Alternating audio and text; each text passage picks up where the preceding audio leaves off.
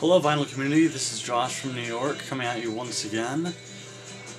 I wasn't planning on making another video, but Bigstar once again has blown me out of the water with another great question, so here I am with another thread response. I might post another tonight too, because I have sort of an inquiry of my own, but I won't spam up his video with my question.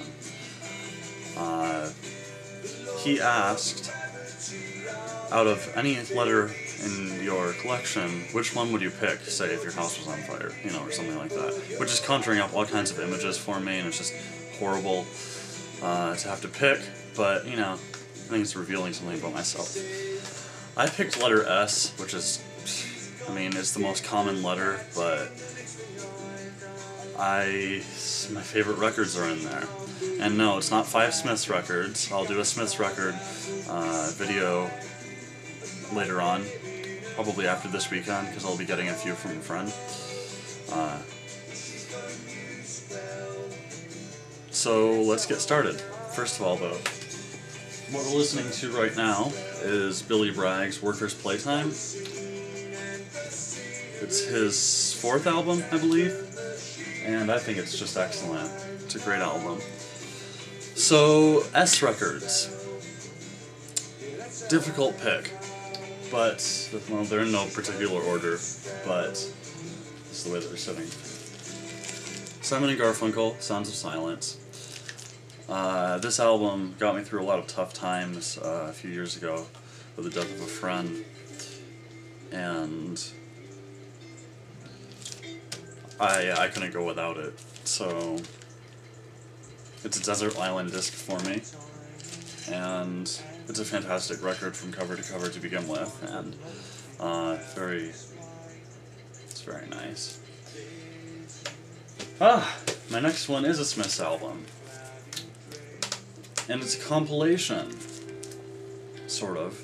Well, it is a compilation, and I don't know if there was a rule against compilations, but this is the Smiths record I would pick because it's a double album, and that's twice the music, and I'll take what I can get. Plus, this has Smith songs from every era of their existence. It has everything from Hand in Glove on their first album to, you know, Panic and later. So it's just, this is the one that I would pick. Louder Than Bombs. Plus, it's one of my favorites to begin with. So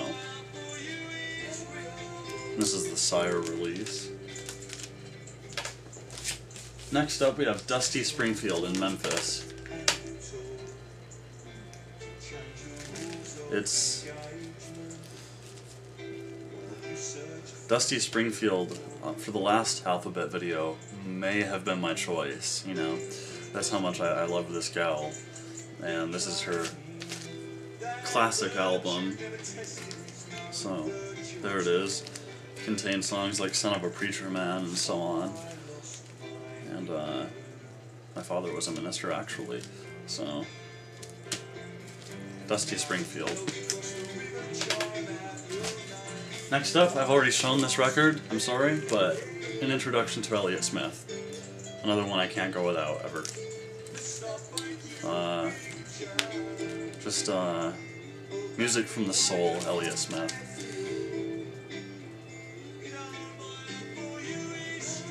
When I play music, I feel, not like I'm trying to emulate him, but I draw a lot of influence from him, and he left us too young. And my final record will lighten up the mood a little bit, I'm sorry, is She and Him, Volume 2. And I think that this is a nice, bright album, and the production is really grandiose and kind of Nashville. Some refer to it as the Omaha sound, but I don't know who. I've heard that used before. But I really like this She and Him album. It kind of has like the mid-career Bright Eyes sort of production sound, like Mike Mogis, and no, I think it's I think it's fantastic. It's on Merge Records, and this just came out last year, so I'm hoping that we get something new from She and Him in 2011, but except for the Rave On Buddy Holly compilation, they did Oh Boy, and that was great. But there we go, my last one is She and Him. So, in review, we have She and Him, Elliott Smith, Dusty Springfield and Memphis, Louder Than Bombs, and Simon and Garfunkel, The Sounds of Silence.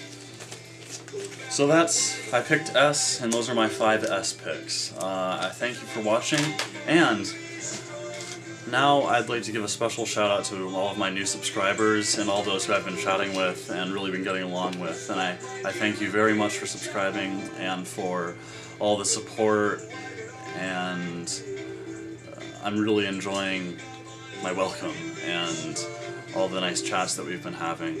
And I hope you enjoy what you see in the future, and I'll see you again soon. Take care. Cheers.